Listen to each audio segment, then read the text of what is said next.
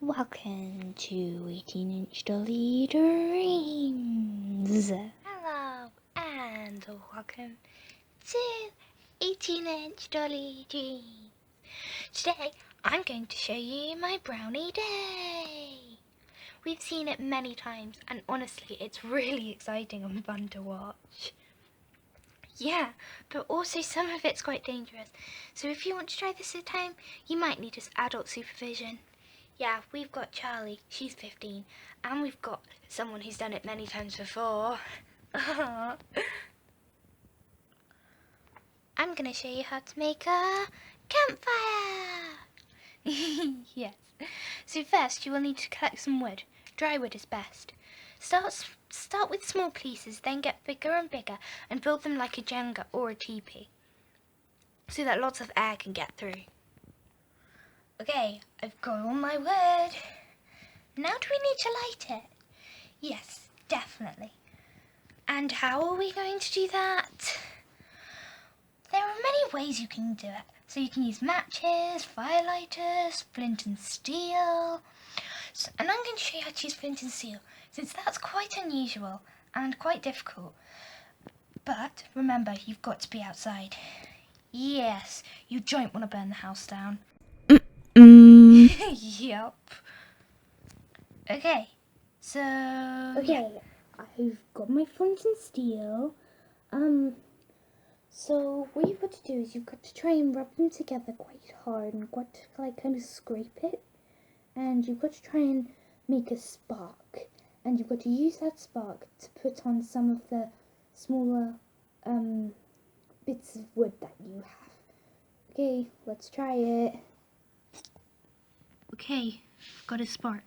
It's starting to catch a light. This is my teepee-like structure. This is the point where you need to try and get a few more bigger bits of wood to add to your fire. Eventually, your fire should look something a bit like this. Now, this took a while.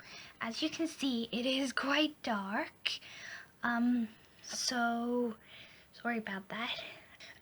So to toast some s'mores, you're going to need some s'mores. We're going to go back inside into the light so we can show you what our s'mores look like. So yes, remember to have some small sticks at the ready to use to hold them. Okay, so we're back inside now, and we can show you what our s'mores look like. Okay, so Ella. Okay, so mine and Sophie's favorite s'mores look like this. So they have a chocolate top and chocolate biscuits, and then they have a caramel sauce, and then marshmallow, and then a piece of chocolate inside. You can't really see, but a piece of chocolate inside there. They are delicious. And our ones are basically just plain simple ones. They have a normal biscuit, and they have marshmallow and then chocolate sauce. And you can basically add whatever flavour you like to it, like any sauce, but the ones we buy have these. Yes, we like to toast them on the campfire. That's what April does all the time in brownies, so we love it. Yes, let's go back outside to toast them. Remember, adult supervision required. We're the adults around here. Okay, let's go. Ooh, okay, so we're outside, and Charlie is going to be doing her s'more first. So, Charlie? Yeah, you really can't really see me, but I've got my s'more here. And we've got these on these sticks that you saw earlier. They Have been soaked in water, so this will help them. Is it they don't burn as well? Yeah, they don't burn as easily, and they also, it kind of helps them clean them a little bit, because obviously if they're sticks, then you don't want to be like putting them in your mouth and then stuff. So yes, I'm just toasting it now. Sometimes people do. They wait for the flames to kind of die down a bit, so it's just embers. We waited a little bit, but they're still flames. But because the way we like it is where the marshmallow has a crispy outside and still gooey in the middle. But it's the way when you still flames will make it more likely to burn the outside, but not cook the middle so much. But we kind of like it that way, so it's kind of personal preference. So yeah, they taste really good afterwards. So I really recommend trying this because honestly, it's awesome. Okay, so I'm currently toasting a s'more, and I'm toasting a s'more at the same time. Yeah, it's kind of just the same routine for all of them, so we'll just rush through it. So yeah.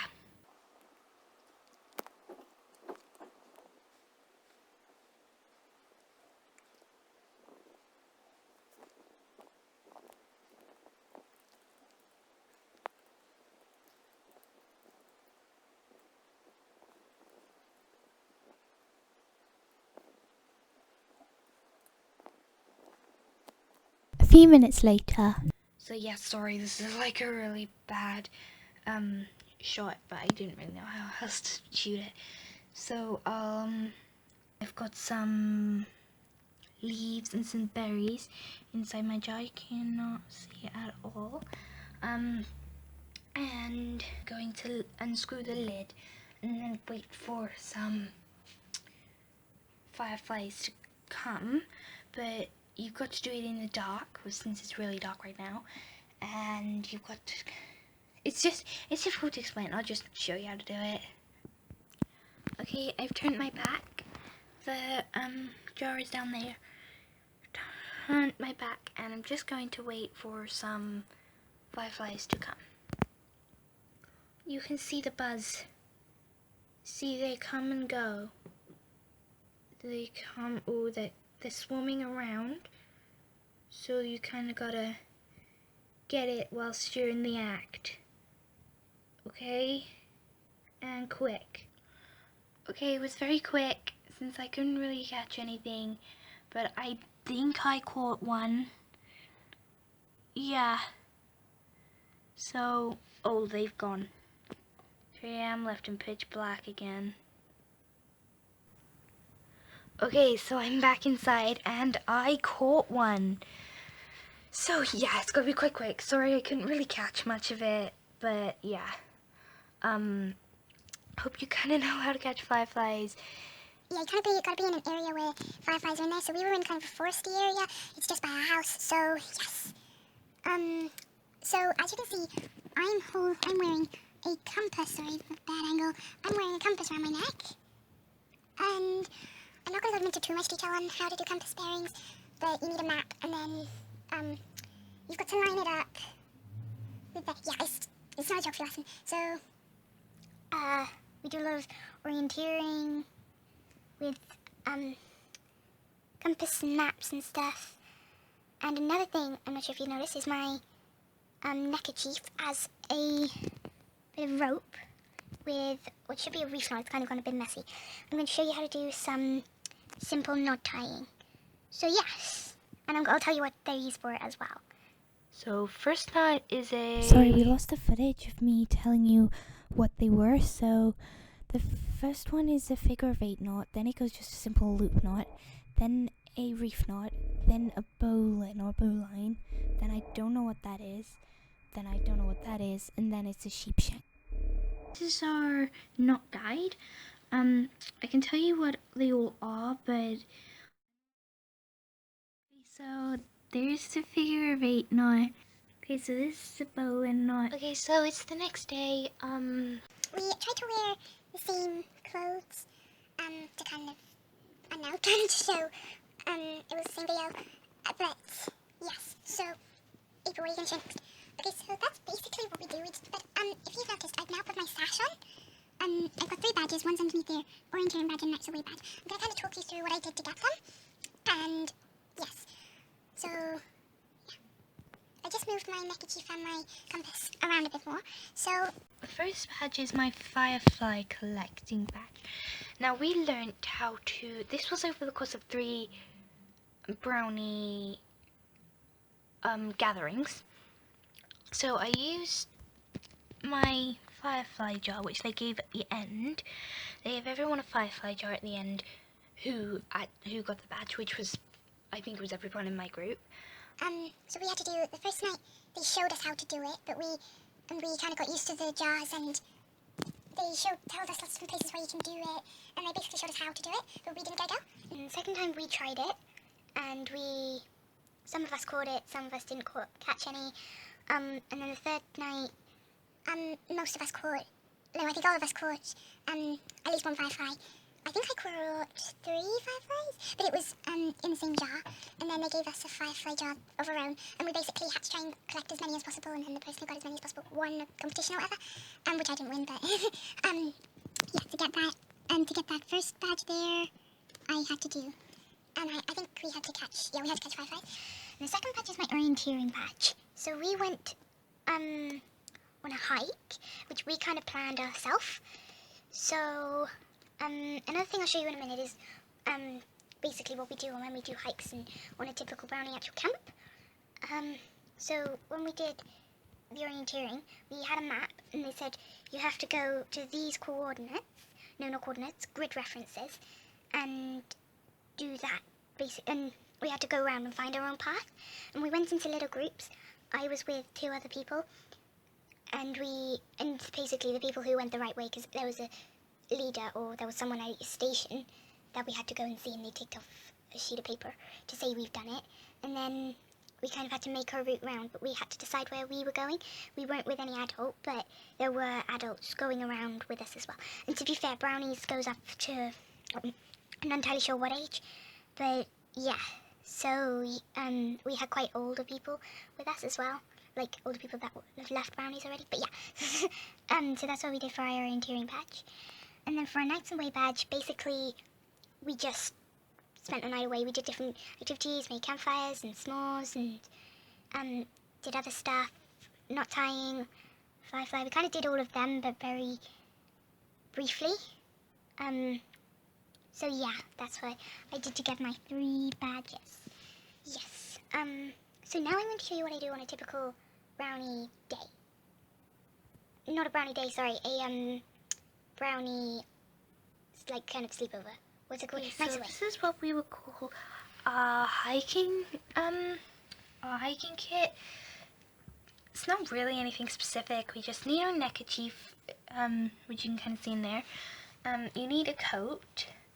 You need the compass, and you need some trousers. You're not allowed a skirt or a dress or anything.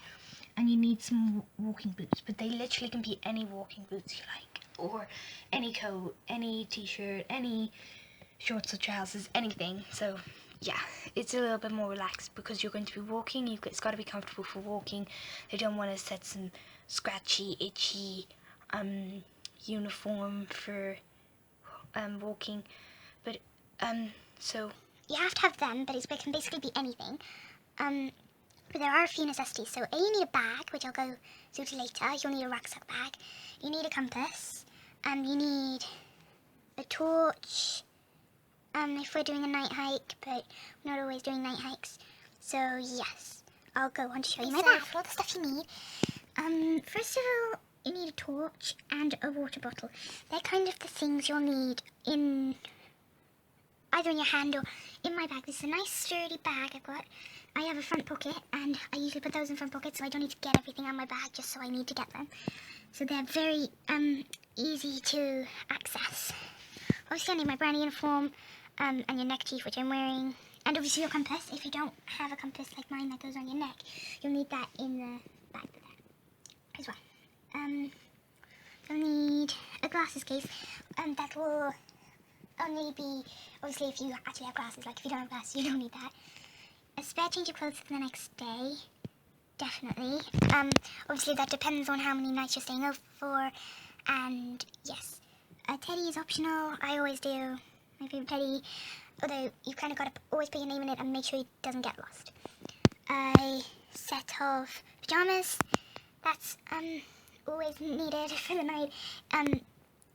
Some people don't wear actual pyjamas because if you're in a tent then you probably won't have, you might want to have more like warm pyjamas, so you could wear a t-shirt, a jumper, jogging bottoms, things that you find comfortable, doesn't have to be actual pyjamas.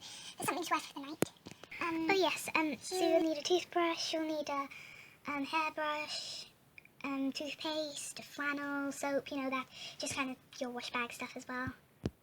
I forgot about these stuff, so your knot guide if you have a knot guide, your s'mores. So actually with the s'mores, this is a very good point. You can bring your own, they usually say you can bring a few treats and stuff, but they do provide you with most of the food. And a firefly jar if you have a firefly jar, but not everyone has a firefly jar, and they'll say if you need a firefly jar, then yeah. Now for some tips and tricks. So tips and tricks. When you're doing campfire, start off with small things. If you're trying to find some useful natural firelighter, like not like matches, like other stuff, leaves are good, and also very like strawy grass or strawy twigs and stuff, very small fine stuff is great for starting it out, but don't keep putting that on once your fires get going, because it's just a waste. It won't do anything. It's just it's very easy to set a light. Yes. And any more? With the fireflies, remember to be quick, but don't be too quick because you might frighten them away. And yes, you might frighten them away and don't. And you kind of got to get there slowly, but then quick at the same time. It's difficult to explain. Very interesting, April. Okay, so that's it for today's video. Hope you enjoyed watching April's brownie day. Yes, if you want more videos, remember it's 18-inch Charley Dreams. Thanks for watching, guys. Bye. Thanks for watching 18-inch Charley Dreams. We'll see you all next time. Bye.